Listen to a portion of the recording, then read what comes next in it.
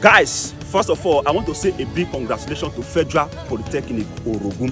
Federal Polytechnic Orogun is currently admitting new interested candidates into the National Diploma Full-Time MBTE approved program for the 2024/2025 academic session. Guess what? There are now 12 good departments in the school.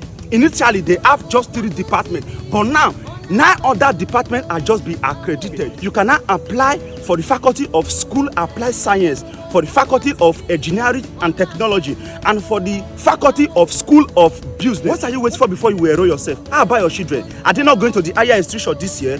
What about your friend now? Tell you when tell you say, you want to enter school this year. For more inquiry about Federal Polytechnic Orogun, you can go straight to their website at www.fepo.edu.